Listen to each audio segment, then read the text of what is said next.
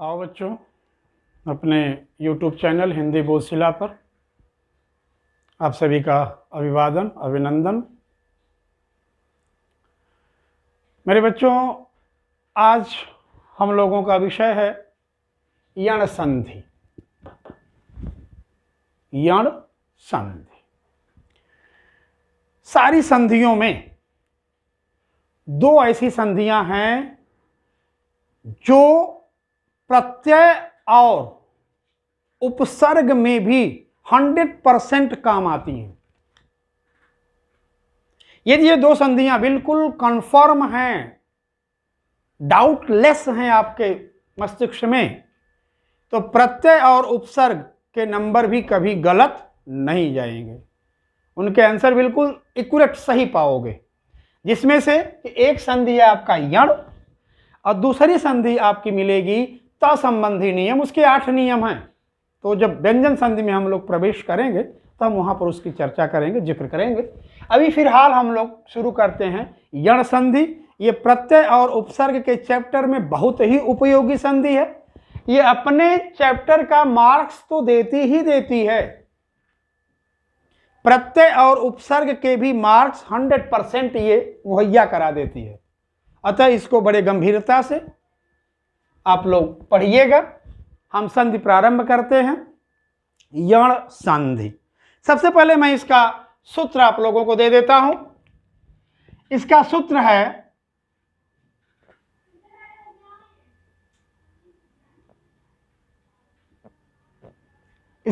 है बच्चों इको यणचि।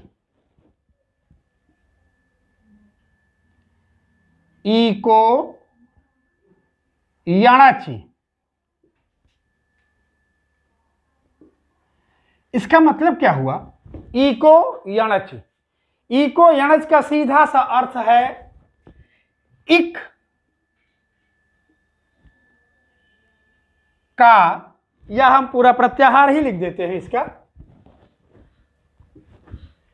इक प्रत्याहार के वर्ण या वर्णों। अब इसमें कौन कौन है इक प्रत्याहार में? ई, उ, री। इक प्रत्याहार के वर्णों का यण प्रत्याहार के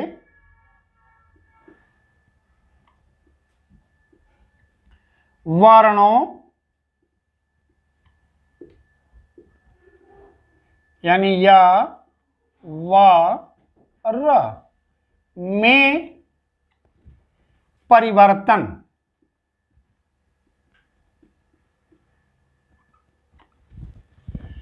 ठीक है मित्र, ये कह रहा इको यणच, इक का यण में परिवर्तन। अब ये इक क्या है और यण क्या है? तो मेरे बच्चों, आप लोगों को संधि पढ़ाते समय, स्वर संधि का स्टार्टिंग करते समय बताए थे कि एक प्रत्याहार है, उसको माहेश्वर सूत्र है, उसको याद अवश्य कर लीजिएगा, क्योंकि इससे आपके सारे स्वर संधि के सूत्रों की व्याख्या हो जाती है। जिसमें हमने आपको बताया था कि वे कौन कौन से थे। यहां लिख दे रहा हूं फिर से। आ, ई, उ, ड़ा, री, ऋ, क, ए, ओंग, आई, आउच, आई उड़, रिलिक, एओंग, ए आउच, हायावरट, हायावरट, लाणा। याद रखिएगा,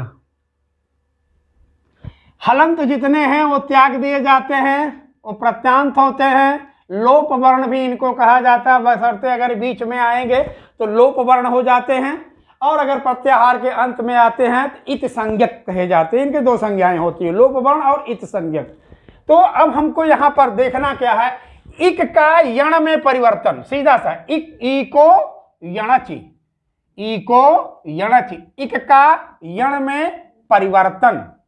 तो इक कहां है आप देखिए मित्रों, इक आपको साफ साफ दिखाई पड़ रहा होगा, ये ई है, ठीक है, और एक का है, यानी इक। ये जो वर्ण हैं इनको इक कहा जाएगा।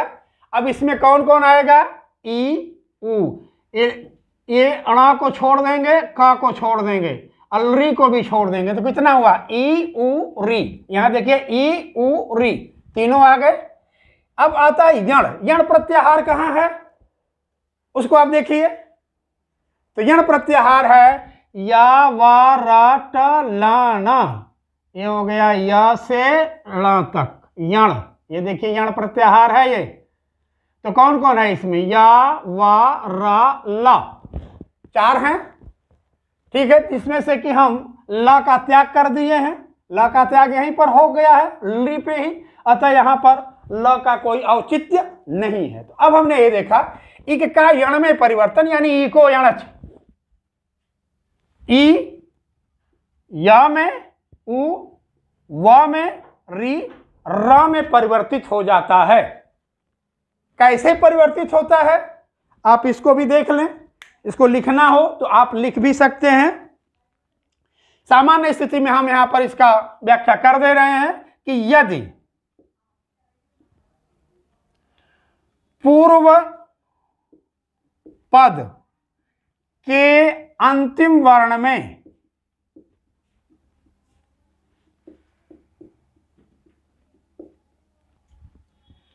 इक प्रत्याहार का वर्ण, इक प्रत्याहार यानी ई उ री आए,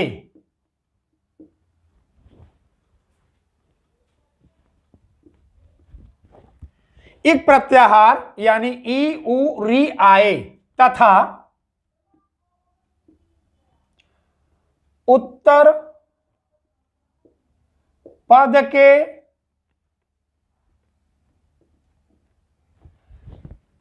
प्रथम वर्ण में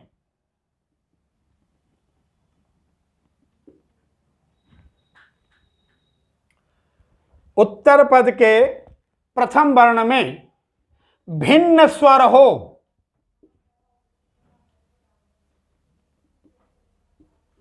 भिन्न स्वर का मतलब हुआ मित्र कि जो पूर्व पद के अंतिम में आ रहा हो वो उत्तर पद के प्रथम में न आए। तो भिन्न स्वर का मतलब ये हुआ, भिन्न स्वर हो तो ई ह्रस्व या दीर्घ दोनों, हम यहां पर दोनों को जिक्र कर देते हैं, ई या में, उ व में और री र में परिवर्तित हो जाता है।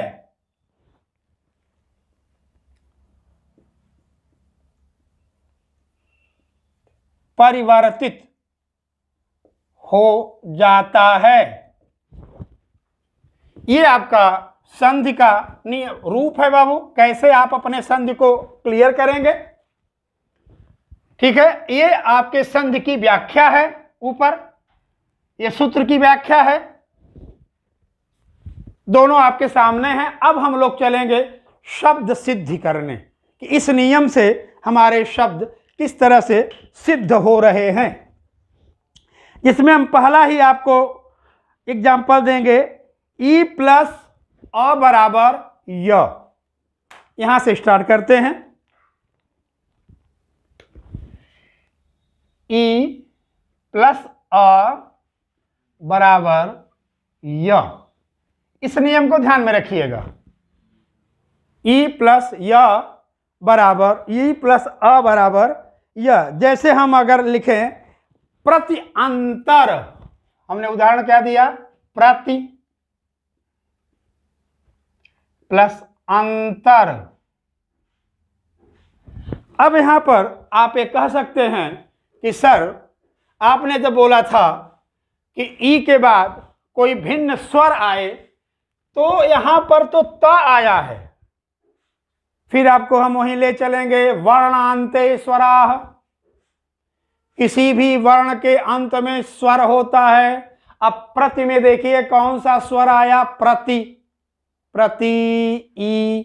अब इसको कैसे प्रकट करेंगे आप, इसको प्र को जहां का तहां छोड़ करके ता को व्यंजन बना करके ई को बाहर कर लीजिए और यहां हो गया अंतर। अब भिन्नाक्षरे यणः, भिन्नाक्षरे यणः, जहां भिन्न अक्षर होगा यण हो जाएगा। तो यण क्या कह रहा है, ई को यणचि, इक का यण में परिवर्तन। तो अब यहां जब भिन्न वर्ण हुआ तो यहां ई किस में परिवर्तित हो जाएगा, य में। यह क्या होगा, हलंत। ओके, अब प्र अपने जगह उतार दे रहा हूं मैं और त को भी अपने जगह उतार करके हम अब संधि का दूसरा भाग अंतर यहां ला दिए।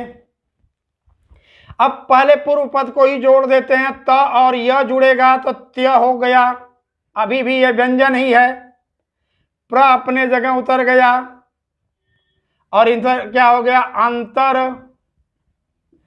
अब यहां संधि है क्योंकि स्वर अपने स्थान से बाएं चलेगा, व्यंजन अपने स्थान से दाहिने चलेगा, दोनों में संधि साफ दिख रही है। अतः यहां पर क्या हो जाएगा, ये त्य पूरा हो गया। अब प्र को उतार लो, आगे यहाँ प्र। अब यहाँ शेष क्या बचा, अंतर, इनको भी उतार लीजिए आप। अब पूरा का एक में मिला करके देखिए क्या निकला, प्रत्यंतर, प्रतिअंतर, प्रत्यंतर। अब इसी को हम आ का रूप देते हैं, ई प्लस आ बराबर या। अब क्या आएगा ये ई, चाहे इसको हम अलग ही दे दें, नहीं तो आप लोगों को कंफ्यूजन होगा। अब हम यहां आपको दे रहे हैं दूसरा, वो क्या है, ई प्लस आ बराबर या। ये कैसे बन रहा है, ये देखिए, जैसे हमने यहां लिखा वी प्लस आधी, वी प्लस आधी, क्लियर। अब वह को तोड़ दे रहा हूं क्योंकि पूर्व पद के अंतिम वर्ण में ई आना चाहिए, तो वह को हमने क्लियर कर दिया, वह से ई निकल गया बाहर और आधी आ गया यहां। भिन्नाक्षरे यणः, यण बन गया, यानी ये य हो गया आधा ही और आध इधर आ गया। ये वह है, वह आधा होकर के उतरेगा, यहां आ गया। अब व्य और आ को जोड़ देंगे, क्या हो जाएगा ये व्या। दी अपने जगह उतार देंगे, ये हो गया दी। क्या बन गया ये वी प्लस आधी, क्या हो गया, आधी है, सॉरी,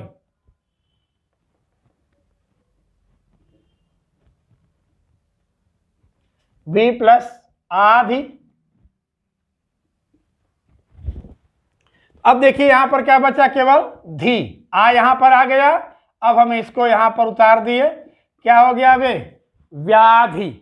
इसी तरह से वी प्लस आख्या, वी प्लस आख्या, तो वह का ई यह बना, वह आधा, क्या हो गया व्याख्या। वी प्लस आस, वी प्लस आस, क्या हो गया व्यास। अति प्लस आचार, अति प्लस आचार, क्या हो गया अत्याचार। इस नियम के मुताबिक तो हमने ई का परिवर्तन देख लिया मित्रों, आ का भी परिवर्तन देख लिया। ई प्लस अ और ई प्लस आ दोनों चीज आपके सामने हैं, इनका आप अभ्यास करें, ठीक है, और जितना ज्यादा से ज्यादा होगा शब्द का निर्माण करें। अब आइए ई प्लस उ यानी यू का परिवर्तन देखते हैं।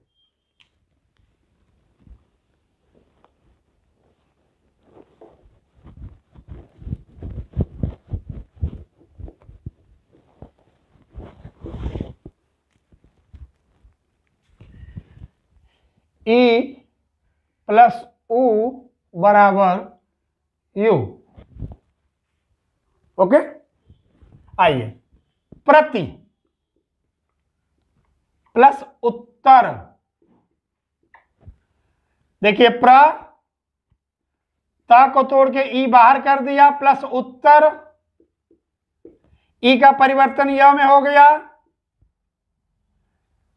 ता अपने जगह आ गया, आधा प्रवर्ण के रूप में आ गया और उत्तर यहां कर दिया। ता और य को जोड़ देंगे तो क्या हो जाएगा, ये त्य, प्र अपने जगह फिर आ गया, इधर हो गया उत्तर, त्य और उ त्यू, त्यू, प्र उतर गया यहां और तर आ गया यहां। ये जो शेष बचा है क्या बन गया, प्रति उत्तर, क्या बन गया, प्रत्युत्तर, प्रत्युत्तर।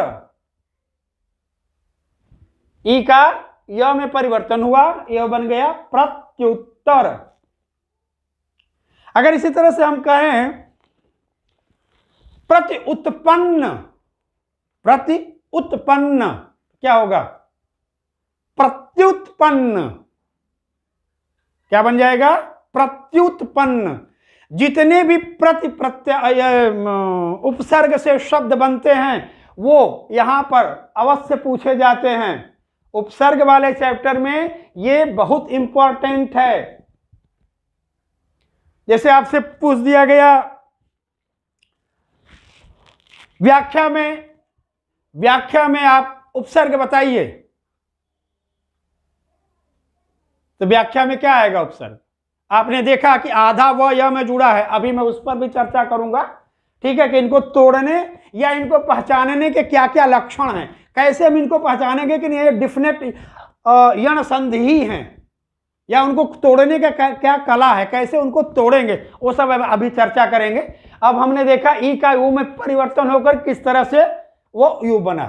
अब आइए हम ऊ को देखते हैं। ई का परिवर्तन तो य में हुआ, अब ऊ का परिवर्तन कहां कहां हो रहा है और कैसे कैसे हो रहा है।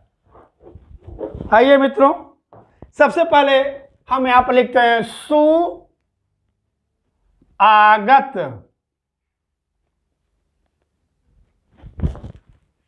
सु आगत। अब स को तोड़िए, ऊ को बाहर निकाल लिया, प्लस आगत। अब देखिए भिन्नाक्षर है यहां पर भिन्नाक्षर आ गया, यानी यण ये भी बनाएगा। तो यण जब बनाएगा तो यण क्या कहेगा, ई को यण, इक का यण में परिवर्तन, यानी ऊ का व में परिवर्तन हो गया। क्लियर। यहां स आधा है, स को भी हम आधा उतार दिए यहां पर और आगत कर दिए, आगत। अब देखिए स और व जुड़ जाएगा क्योंकि ये व्यंजन है, आगे बढ़ेगा अपने दूसरे व्यंजन में जुड़ जाएगा, ये हो जाएगा स्व, पर व्यंजन ही रहेगा। यहां हो गया आ गत, स्व और आ मिलेगा, क्या हो जाएगा, ये स्वा गत को उतार दीजिए, जोड़ लीजिए, क्या बन गया, ये स्वागत। ठीक मित्र। अब इसी तरह से एक उदाहरण और देख लीजिए। अनु प्लस एषण,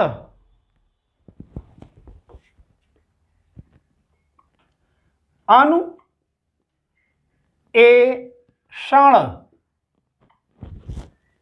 अब देखिए यहां पर पूर्व पद के अंतिम वर्ण में क्या आ रहा है, अ न उ आ गया। अब एषण, उ का परिवर्तन व में, वो भी हलंत रहेगा, एषण यहां आ गया, अ अपने जगह आकर के न यहां हो गया आधा, न और व मिल गया, न और व मिल के क्या होगा, हलंत, अन्व हो गया, एषण इधर आ गया। अब न और ए को जोड़ दिए, क्या हो गया, ये न्वे, अपने जगह आ गया और क्षण, क्या बन गया, ये अन्वेषण। इसी तरह से मधु आचार्य क्या हो जाएगा? मधु आचार्य क्या बनेगा? मध्वाचार्य। मधुआचार्य, मध्वाचार्य। एक एग्जाम्पल और देख लो, फिर आगे चलते हैं। मधु प्लस आचार्य, तो म ध को आप वर्ण विच्छेद कर दीजिए, उ बाहर आ गया, प्लस आचार्य हो गया। ठीक है, भिन्नाक्षर यण यू, फिर व बन गया। ध आधा है, जोड़ दिया इसी में, म अपने जगह आ गया, प्लस आचार कर दिया। अब ध्वा और आ को जोड़ दिया, ध्वा हो गया, म अपने जगह आ गया। चार जो है यहां, इनको उतार लो, क्या हो गया ये? मध्वाचार्य। मधुआचार्य, मध्वाचार्य।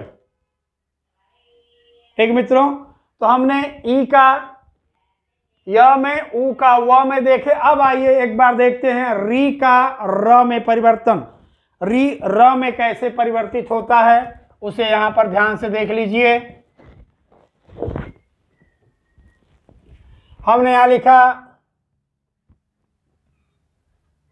छात्री प्लस आवास, छा अपने जगह है, त को तोड़ के री को बाहर कर दिया, प्लस आवास। यहां पर भी भिन्न अक्षर हुआ, यानी यण की सिद्धि हो रही है। तो यण क्या कर रहे? ई को यण में परिवर्तित होगा, तो री किस में परिवर्तित हो गया? र में। त अपने जगह आ गया, र अपने जगह आ गया, छा अपने जगह आ गया। फिर आवास, ऐसे भी तोड़ लो, त और र को जोड़ोगे तो हो जाएगा त्र, ये भी हलंत रहेगा। छा अपने जगह और यहाँ आवास, ऐसे जोड़ लो। त्र और आ को जोड़ोगे तो त्रा हो जाएगा। छा अपने जगह आ गया और वास अपने जगह आ गया। क्या बन गया ये? छात्री आवास। क्या हो गया? छात्रावास। अब मित्रों यहां ध्यान रखिएगा, यहां पर दोनों संधियां मान्य हैं। अगर छात्रावास पूछ रहा है तो हिंदी में ये दीर्घ संधि भी है और यण संधि भी है, क्योंकि छात्र आवास ये हिंदी में हो सकता है, पर संस्कृत में नहीं। संस्कृत में छात्री आवास होगा।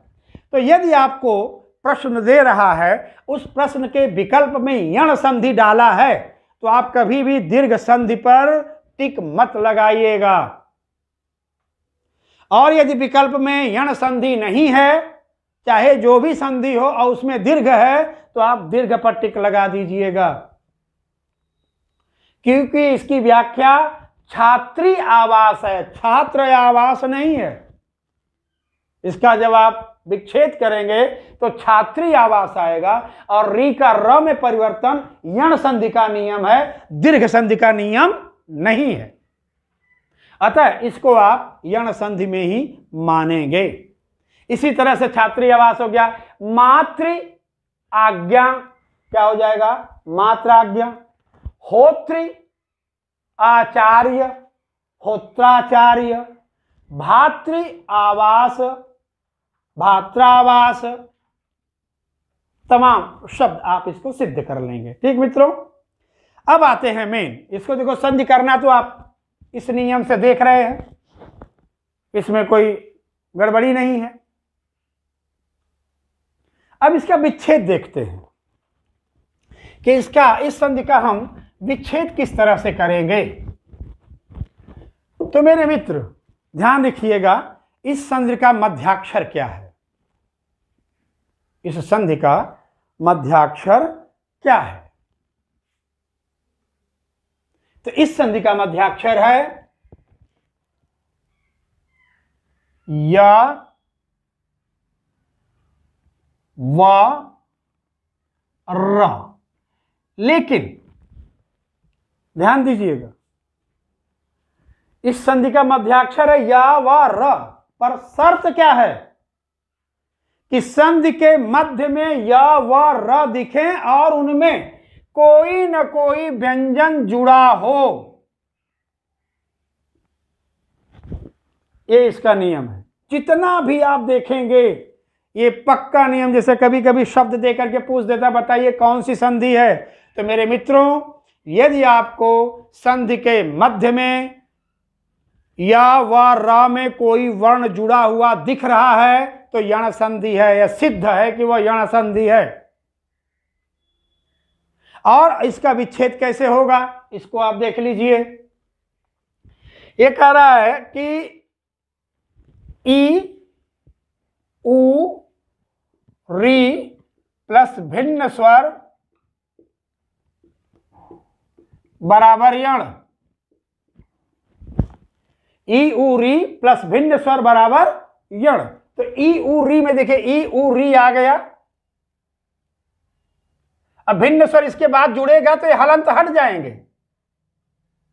ये हलंत हटते ही वर्ण बन जाएंगे और इनमें आधा अक्षर अवश्य जुड़ा। जैसे मैंने अभी आपको जो एग्जाम्पल्स सिद्ध किए हैं उन्हीं में से हम आपको बता दे रहे हैं। जैसे हमने यहां पर लिखा था अन्वेषण, तो देखो मित्र मध्य में व दिखा और उस व में न लगा हुआ है, तो ये न व को उ बनाएगा और अलग हो जाएगा। तो न व को उ बनाएगा तो क्या हो गया ये नू। अब शेष क्या बचा, अब तो ये हट गया ना, ये नू बन के नीचे आ गया और इसके आगे आ गया। अब बचा क्या ए स ण, तो अनुएषण। ये जो अन्वेषण था क्या बन गया अब अनुएषण, क्योंकि न का उ व बनेगा, न आधा होके जुड़ जाएगा। ए क्या है स्वर है, अपने स्थान से बाएं चलेगा, व के ऊपर आके लग जाएगा, विच्छेद हो गया। अब इसी तरह से हमने जैसे मान लो यहां लिख दिया व्याधि, क्या लिखा व्याधि। अब देख रहे हैं कि व आया या में आधा वर्ण जुड़ा है। हमेशा या व में आधा वर्ण जुड़ेगा यण संधि के ही अंतर्गत, बाकी में नहीं आएगा, ये कन्फर्म है। तो जब हमने य में आधा व्यंजन यानी व्यंजन देख लिया तो ये जो व्यंजन है य को ई बनाएगा और ई बना करके वी बन करके अलग हो जाएगा और आधि शेष बचेगा। वी प्लस आधि व्याधि, व्याधि को तोड़ेंगे यहां आएगा। कोई भी शब्द आप उठाइए ए टू जेड, जैसे हमने लिखा प्रत्याभूति,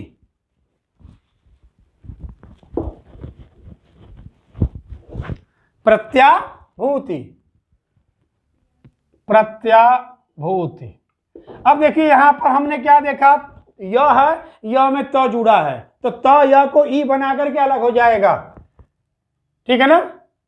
त य को ई बनाएगा और ती बन करके अलग हो जाएगा, प्र अपने जगह आ गया। अब यहां शेष क्या बचा, शेष देखिए गौर से, तो शेष अब यहां तो खत्म हो गया ना। अब आभूति, प्रति आभूति, क्या बचा प्रति आभूति, प्रति आभूति क्या हो गया प्रत्याभूति।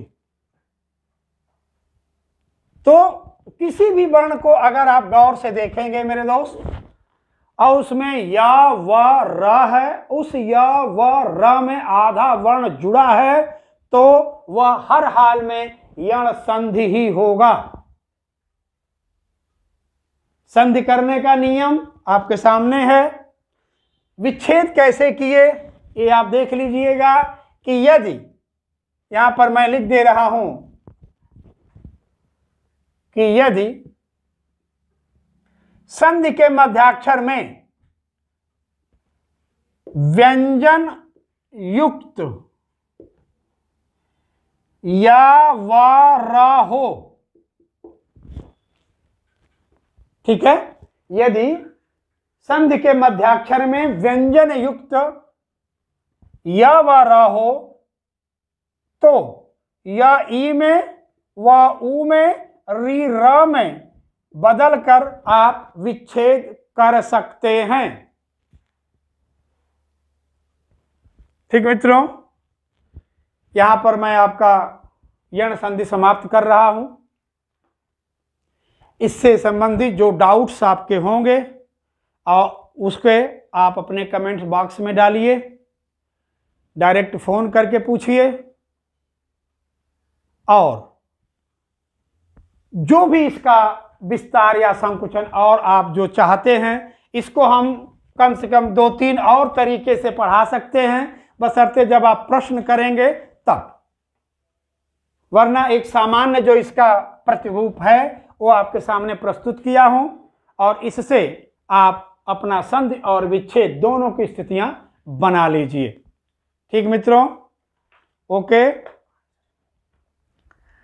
अब हम आपको कुछ प्रश्न दे रहे हैं, उन प्रश्नों का आप हमें विच्छेद भेजिएगा। ठीक है, जैसे मैं आपको पहला ही प्रश्न दे रहा हूं, अभ्युत्थान।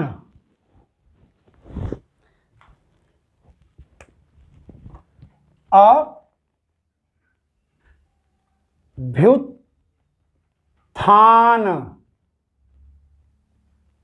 इसका हमें विच्छेद करिएगा। अभि प्लस उत्थान,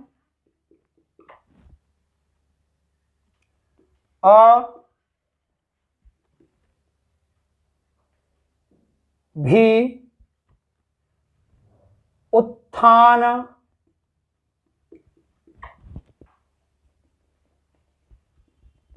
अभी उत्थान,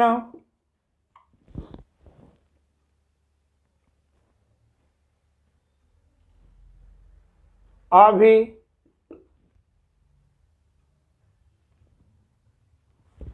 कोई नहीं। तीसरा है कोई नहीं।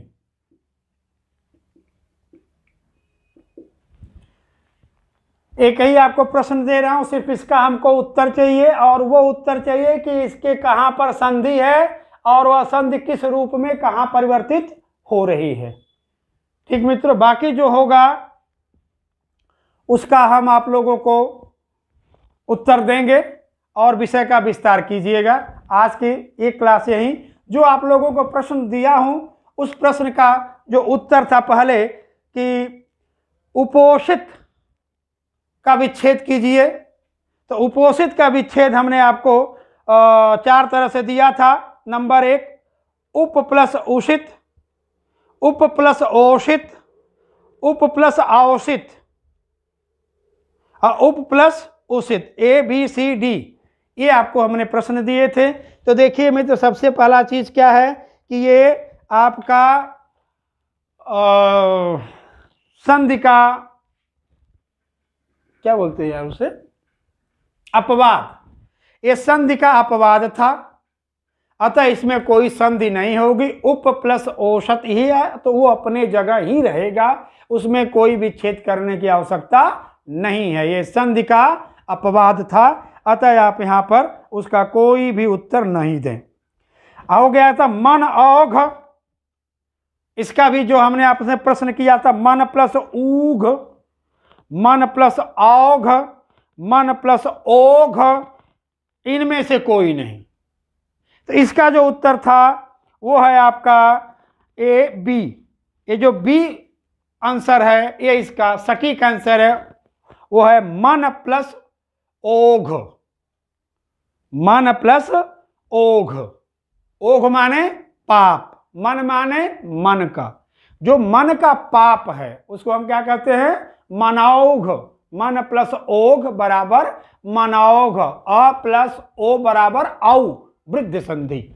वृद्धि संधि से दोनों क्वेश्चन आपको दिए थे। इसके अलावा आप लोगों को और भी जो भी डाउट्स अपने तरफ से आए मेरे बच्चों, डाउट्स आप अवश्य पूछें, क्योंकि डाउट्स पूछेंगे तो विषय की गंभीरता और बेहतर होगी, विषय की व्याख्या और प्रांजल और विशुद्ध होगी। क्योंकि जो चीज़ जितनी प्योर होती जाएगी वो उतनी ही सहज, सुगम और सरल होती जाएगी। ये निर्भर करेगा आपके प्रश्न पर बच्चों, आपके डाउट्स पर। आप क्वेश्चंस पूछिए, कमेंट्स बॉक्स में पूछिए। अभी जल्दी ही हो सकता है 2 से 3 दिन में हम ऑनलाइन क्लास पढ़ाना शुरू कर दें, जिसको आप क्या क्या बोलते हो, लाइव क्लास। लाइव क्लास में केवल डाउट्स के लिए मैं चलाऊंगा। जितने बच्चे हमारे ऑल ओवर इंडिया से जुड़ रहे हैं, उनके जो भी डाउट्स होंगे हम क्लियर करेंगे। उसमें कोई टाइम बाउंड नहीं है। वो डाउट्स क्लास हमारी 1 घंटा, 2 घंटा, 3 घंटा भी चलेगी, कोई दिक्कत नहीं है। उस दिन के सारे डाउट्स आप लोगों को क्लियर करके ही कैमरा स्विच ऑफ होगा। ठीक मित्रों, तो आज की क्लास यहीं पर। एक छोटा सा निवेदन डालूंगा कि मेरे बच्चे, ये जो चैनल है ये आप लोगों के लिए है, तो प्लीज़ इस चैनल की जो जीवनी शक्ति है वो जीवनी शक्ति इन्हें मुहैया कराइए। लाइक और सब्सक्राइब ये अवश्य कीजिए, क्योंकि ये आपकी जिम्मेदारी है। साथ में यह मातृभाषा की एक सेवा भी है। ये कोई बिजनेस नहीं कर रहा हूं मित्रों, ये मातृभाषा की सेवा कर रहा हूं। चाहूंगा कि इस साधना में आप भी तन्मय तत्पर रहें और सब्सक्राइब और लाइक अवश्य करें। जय हिंद, जय भारत।